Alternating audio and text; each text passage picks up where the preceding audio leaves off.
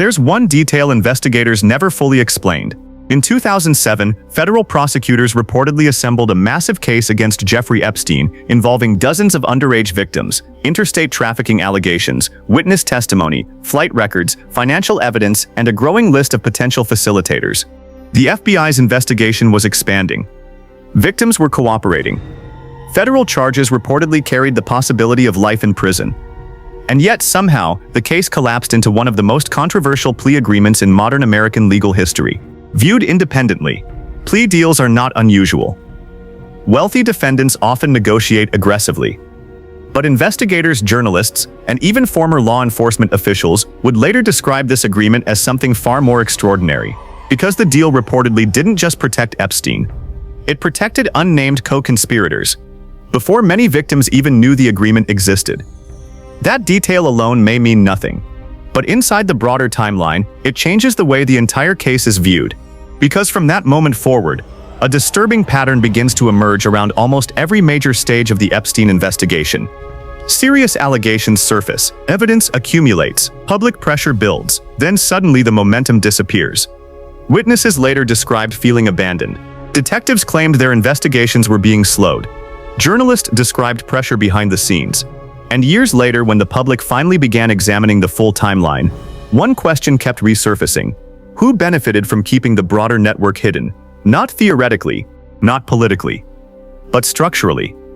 Because by the time Epstein was arrested again in 2019, investigators were no longer dealing with a mysterious billionaire surrounded by rumors.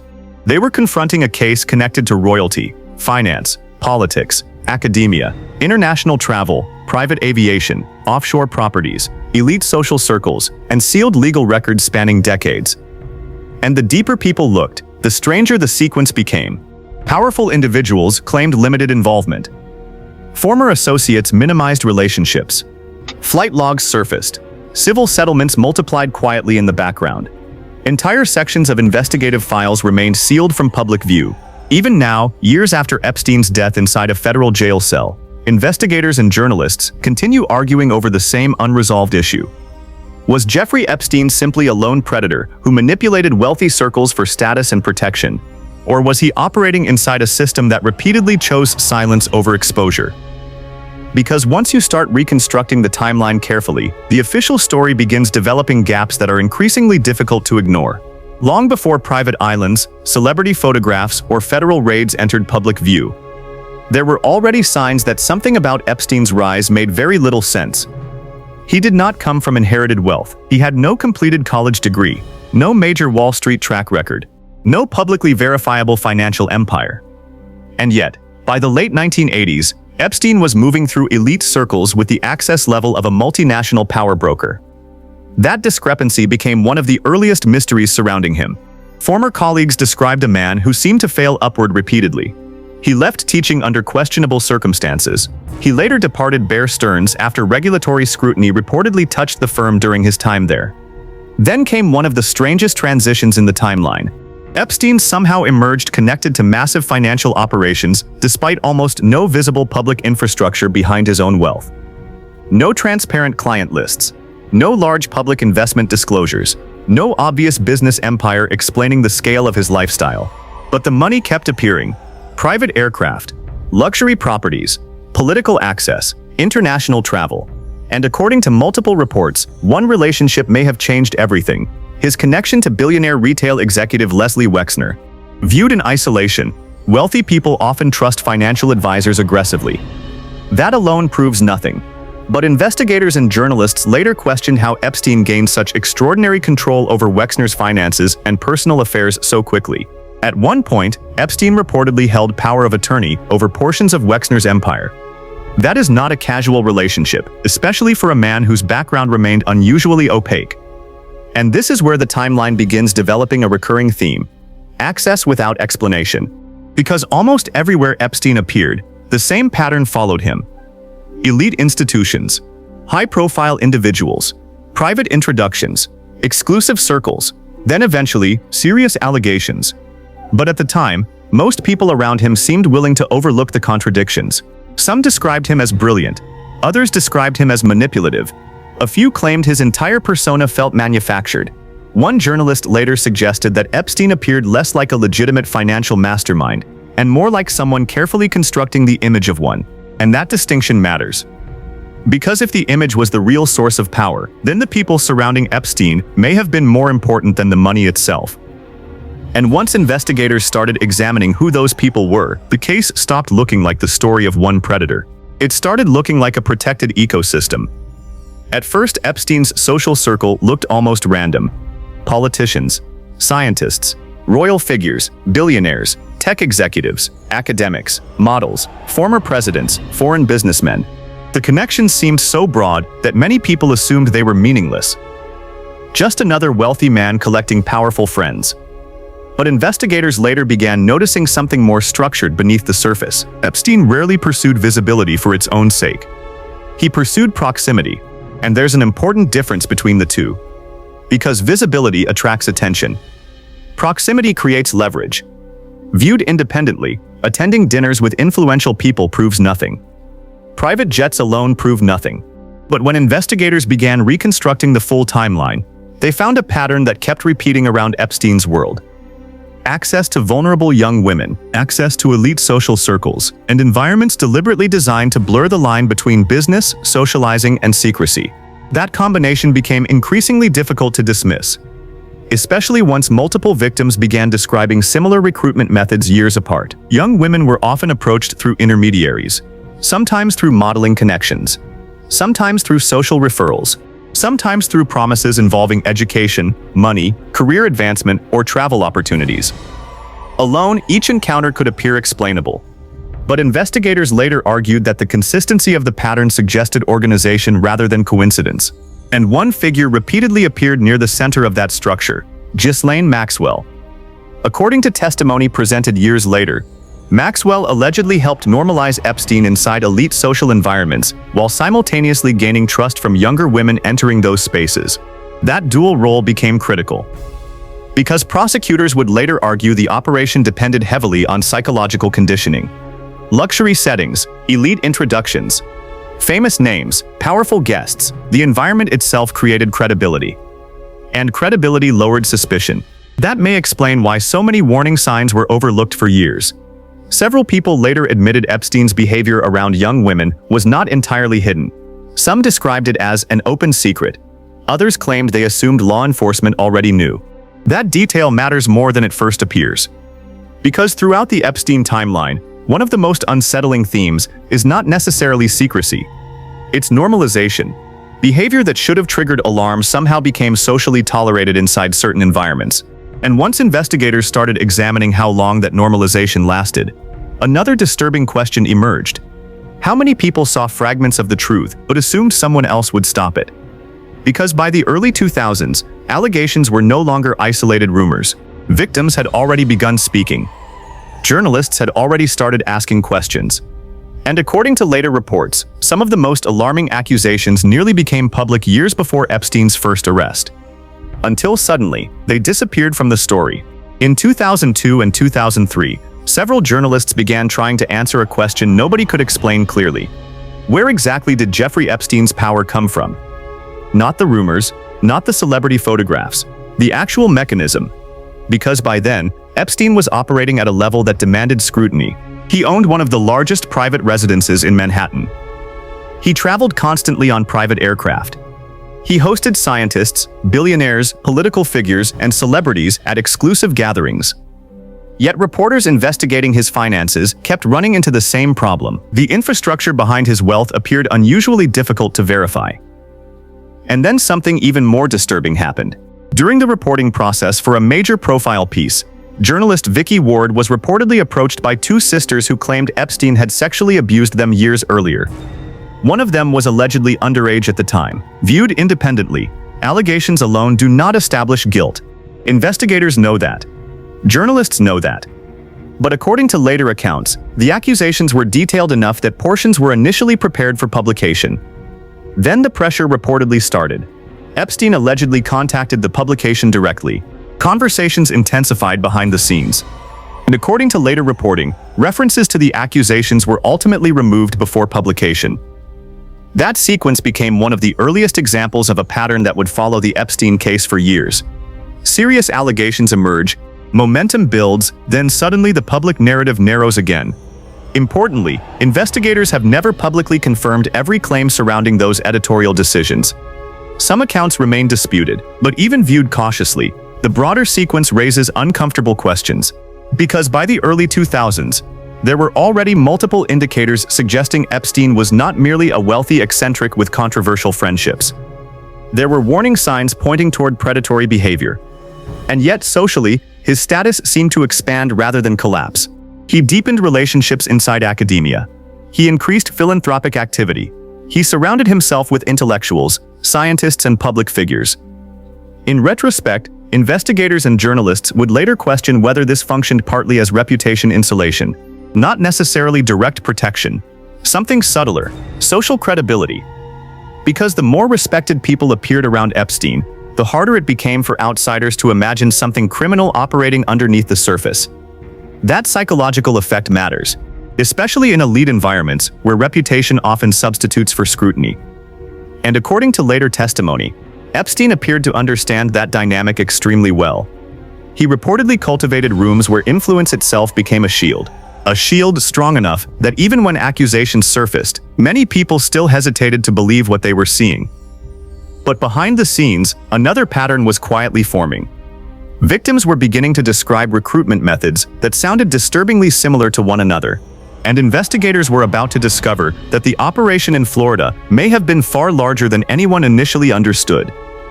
The investigation that finally threatened Epstein's entire system did not begin with a massive federal task force. It began with one complaint. In 2005, a woman contacted police in Palm Beach, Florida, alleging that her 14-year-old stepdaughter had been taken to Epstein's mansion and paid for what was described initially as a massage. At first glance, local investigators may not have realized the scale of what they were stepping into. But almost immediately, the details started repeating. Young girls, cash payments, recruitment through other girls, luxury properties, carefully controlled environments, and according to later reports, many of the victims described nearly identical sequences despite having no known connection to one another. That consistency became critically important. Because viewed independently, isolated allegations can sometimes appear ambiguous, but investigators often look for repetition, patterns, operational similarities, behavioral signatures, and Palm Beach detectives reportedly began finding them everywhere. The girls allegedly described being recruited by older teenagers or young women already connected to Epstein's circle. Some were reportedly promised money. Others believed they were entering legitimate social or professional opportunities. Then the encounters escalated, and according to investigators, the recruitment structure itself appeared to function almost like a pyramid system, where victims were allegedly encouraged to bring additional girls into the network. That detail changes the nature of the case significantly, because it suggests organization, not impulse. By this stage, local police reportedly uncovered evidence that deeply alarmed investigators. Witness statements accumulated. Photographs were recovered. Names surfaced repeatedly, and detectives increasingly suspected they were looking at something operating far beyond Palm Beach alone. Importantly, investigators have not publicly confirmed every allegation connected to the broader network theories surrounding Epstein. But what is documented is that federal authorities eventually became involved, and once the FBI entered the picture, the scale reportedly expanded dramatically. Potential victims multiplied. Interstate activity became a focus.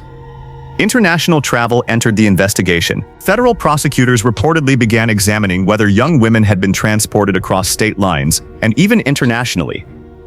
That escalation should have changed everything, because by then, investigators were no longer examining isolated misconduct allegations against a wealthy man. They were reportedly building a federal trafficking case with dozens of corroborating witnesses. And according to multiple later accounts, many local detectives believed they finally had enough evidence to dismantle Epstein completely. But this is where the timeline takes one of its strangest turns. Because just as the investigation appeared to be accelerating, the legal momentum suddenly shifted behind closed doors. And years later, even some investigators would admit they still could not fully explain how it happened. By 2007, federal investigators reportedly had what many believed was an overwhelming case. Dozens of potential victims, detailed witness testimony, flight activity, financial records, interstate allegations. And according to later reporting, prosecutors had drafted a federal indictment that could have exposed an operation far larger than the public understood at the time. Then, almost suddenly, the trajectory changed. Quiet negotiations began behind closed doors, not in public courtrooms, not through transparent hearings, private meetings, private discussions, private terms. And at the center of those negotiations was then U.S. Attorney Alexander Acosta. What followed would later become one of the most controversial prosecutorial decisions in modern federal criminal history. Instead of pursuing the broader federal case, prosecutors negotiated a non-prosecution agreement that allowed Epstein to plead guilty to state-level charges in Florida. Viewed independently, negotiated settlements happen constantly. That alone proves nothing improper. But investigators, journalists, and legal analysts later focused on several highly unusual details inside the agreement itself. Most notably, the deal reportedly extended protections not only to Epstein, but also to unnamed co-conspirators. That detail became explosive years later, because investigators had already begun suspecting the operation involved recruiters, facilitators, employees, and potentially others connected to the trafficking structure. Yet the agreement appeared to limit future federal exposure before many facts had fully emerged publicly. Even more controversially, victims were reportedly not informed about key parts of the agreement until after it was finalized. That sequence triggered outrage years later once the full timeline became public, especially because local investigators reportedly believed they had handed federal prosecutors an exceptionally strong case. One former police official later described it as a slam dunk. Another investigator suggested the federal resolution felt completely disconnected from the evidence they believed existed. And then came the punishment itself, 18 months, but even that sentence became surrounded by extraordinary exceptions.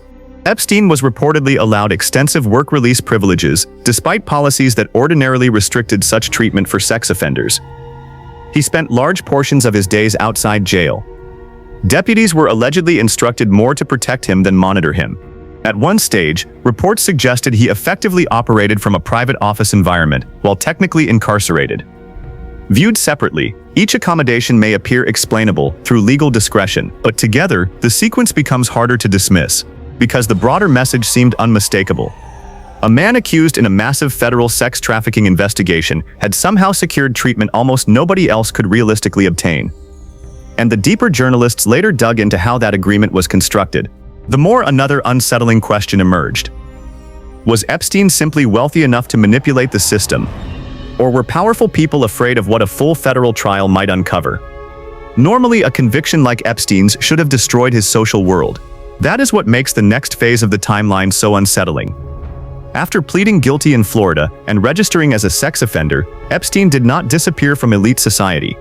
In some ways, his access appeared to continue almost uninterrupted. That detail becomes more disturbing the longer investigators examined it. Because by then, the allegations were no longer rumors whispered privately. The case had been reported publicly. Victims had spoken. Court records existed. And yet, according to multiple reports, influential figures continued attending dinners, visiting properties, flying on aircraft, and maintaining social relationships connected to Epstein's orbit. Viewed independently, appearing near someone socially does not establish criminal involvement. That distinction is important. Investigators themselves repeatedly cautioned against assuming guilt by association alone. But the broader pattern raised a different question entirely. Why did so many people appear comfortable remaining connected to him after the conviction? Especially because internally, Epstein's behavior reportedly was not entirely hidden.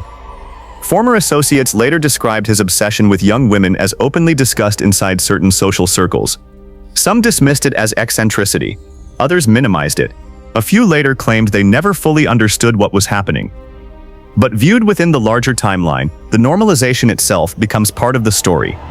Because normalization reduces scrutiny, and reduced scrutiny creates operational freedom. This is where investigators began revisiting another recurring element in the Epstein ecosystem: reputation laundering. After the Florida case, Epstein intensified relationships in areas that projected legitimacy: science, philanthropy, global health, elite intellectual circles.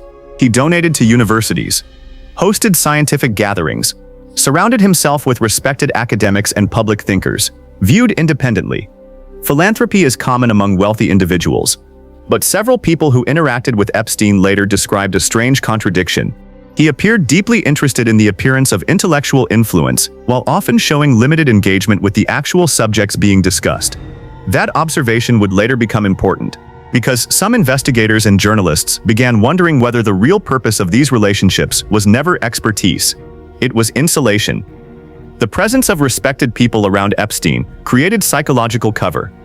If professors trusted him, if billionaires trusted him, if politicians trusted him, then ordinary people became less likely to question the environment surrounding him. And meanwhile, behind the scenes, civil settlements were quietly accumulating. Accusers continued emerging. Legal pressure never fully disappeared, but public attention kept fading, until 2018. When one investigative series would reopen nearly every unanswered question surrounding the original federal deal. And once journalists started reconstructing exactly how Epstein had avoided catastrophic prosecution the first time, the outrage exploded all over again. For nearly a decade after Epstein's Florida conviction, the broader case existed mostly at the edges of public attention. There were lawsuits, occasional headlines, new allegations appearing quietly in civil court, but nothing that truly forced the system to re-examine what had happened. Then, in 2018, investigative journalist Julie K. Brown published a series of reports that changed the trajectory of the entire case. What made the reporting so powerful was not necessarily new evidence alone, it was reconstruction. Brown carefully rebuilt the timeline piece by piece: the federal investigation, the plea negotiations, the immunity agreement, the jail privileges, the hidden communications, the prosecutorial decisions. And once the full sequence was viewed together, the case no longer looked like an isolated legal failure. It started looking systemic. One detail became especially damaging. The reporting revealed how extraordinary Epstein's jail conditions allegedly were during his sentence. He reportedly left jail for extensive periods under work release. He operated from private offices. Deputies allegedly provided protection-like supervision. He was allowed freedoms that appeared inconsistent with standard treatment for convicted sex offenders. Viewed independently, privilege disparities inside the justice system are unfortunately common. But within this specific case, those accommodations deepened public suspicion dramatically. Because the FBI investigation itself had reportedly identified far more victims and potentially far more serious federal crimes than the public initially understood, that contradiction became impossible to ignore. How does someone facing allegations of organized exploitation involving minors receive treatment that appeared closer to protective custody for an elite client than punishment? And then another detail resurfaced that intensified everything further. The federal non-prosecution agreement reportedly shielded unnamed co-conspirators from future prosecution. That single line changed public perception almost overnight. Because suddenly the case no longer centered only on Epstein. People started asking who else investigators believed may have been involved, or protected, or exposed. Importantly, many names publicly associated with Epstein have never been charged with crimes related to his trafficking operation. And investigators have repeatedly warned against treating association alone as proof of criminal conduct. But the secrecy surrounding the broader network fueled relentless speculation, especially because records remained sealed. Flight manifests circulated online. Civil testimony continued surfacing, and victims kept describing an environment that appeared larger than one man operating alone. Then came another explosive revelation. Reports emerged that prosecutors may have violated victims' rights by concealing aspects of the plea agreement during the original negotiations. That transformed the story again. Now the investigation was no longer just about Epstein's crimes. It was about whether the justice system itself had failed in ways that may have protected powerful interests. And as public anger intensified, federal authorities made a decision that would push the case back into the center of global attention. In July 2019, Jeffrey Epstein was arrested again. When federal agents arrested Jeffrey Epstein in July 2019, the reaction was immediate. Not because people were shocked by the allegations anymore, but because many believed this time would finally expose the full structure surrounding him. Federal prosecutors accused Epstein of operating a trafficking scheme involving underage girls across multiple states over many years. And unlike the earlier Florida case, investigators appeared prepared to move aggressively. Search warrants were executed. Properties were examined. Digital evidence was seized. Thousands of photographs were reportedly recovered from Epstein's Manhattan residence, including images investigators believed involved underage girls. Viewed independently, one arrest does not automatically expose an entire network, but the timing created enormous pressure. because by 2019, public understanding of the Epstein case had fundamentally changed. People were no longer asking whether Epstein was dangerous. They were asking who enabled him, who protected him, who participated, and who knew. That shift is critical, because once investigators framed the case as potentially organized, rather than isolated, attention naturally expanded outward toward the people surrounding Epstein over decades. Flight logs resurfaced. Old interviews were re-examined, civil testimony gained renewed scrutiny, and suddenly, nearly everyone connected socially or professionally to Epstein faced questions from the public. Importantly, many of those individuals denied wrongdoing, and several have never been accused of criminal conduct by investigators. But the sheer breadth of Epstein's network intensified public suspicion dramatically, especially because prosecutors themselves had previously acknowledged the possibility of co-conspirators. Then another strange pattern emerged almost immediately after the arrest. Epstein's behavior inside custody reportedly became erratic.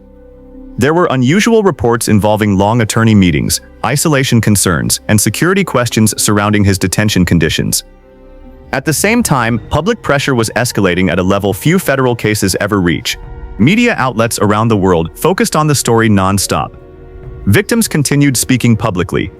Journalists raced to uncover sealed documents, and investigators appeared positioned to move deeper into the broader network surrounding Epstein. Then, just 5 weeks after his arrest, everything changed again. On August 10, 2019, Epstein was found dead inside his jail cell. Officially, authorities ruled the death a suicide. But almost immediately, the circumstances surrounding it triggered massive public distrust. Questions surfaced about broken cameras, sleeping guards, monitoring failures, procedural irregularities. Investigators have never publicly confirmed many of the more extreme theories that later spread online. That distinction matters. But even without speculation, the timing alone permanently altered the trajectory of the case. Because with Epstein dead before trial, the possibility of a full public courtroom examination of the broader network suddenly vanished. And for many people, that is where the deepest unease truly began. Because from that moment forward, the world was left with fragments. Names without conclusions, records without full context, allegations without complete trials, and a growing sense that some of the most important answers may never fully emerge. After Epstein's death, the case should have stabilized. Instead, it fragmented. Some investigations continued. Civil lawsuits expanded. Additional names surfaced in court filings. Ghislaine Maxwell was eventually convicted on federal sex trafficking charges connected to Epstein's operation. But even after that conviction, the deeper questions never disappeared. In some ways, they intensified. Because the public kept returning to the same unresolved contradiction. How could an operation this extensive exist for so long around so many powerful environments without broader institutional failures? Viewed independently, each component can appear explainable. Wealth influences legal outcomes. Powerful people network together. Victims are often ignored. Elite social circles protect reputations. None of that is new. But when the Epstein timeline is reconstructed fully, step by step, the sequence becomes far more disturbing. A financially mysterious figure gains extraordinary access. Warning signs emerge repeatedly. Victims speak. Journalists investigate. Federal authorities build a major case. Then prosecutors negotiate unprecedented protections. Co-conspirators reportedly receive immunity language. The defendant receives extraordinary jail accommodations. After release, elite access continues almost uninterrupted. More allegations surfaced. Civil settlements accumulate quietly. Then years later, once the federal case finally reopens, the central figure dies before trial.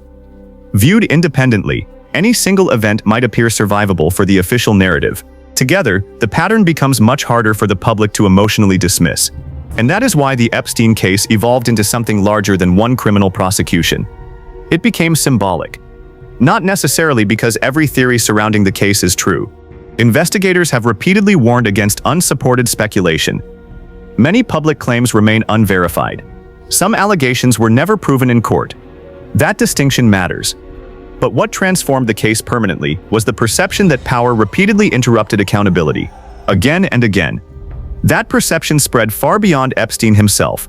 It touched governments, media institutions, elite universities, financial circles, law enforcement. Even intelligence speculation entered public discussion, though many of those claims remain unconfirmed and heavily disputed. And perhaps the most unsettling part is this. Years later, the case still feels incomplete. Records remain sealed. Victims continue coming forward. Associates continue denying knowledge. Investigators continue defending decisions. Journalists continue uncovering new fragments. But the full picture never fully arrives. Maybe it never will. Because the Epstein case was never only about hidden crimes. It was about hidden tolerance. About systems that saw warning signs and kept moving.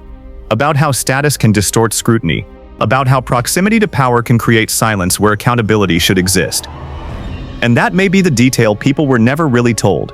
Not simply who Jeffrey Epstein was, but how many opportunities there were to stop him long before the world finally paid attention.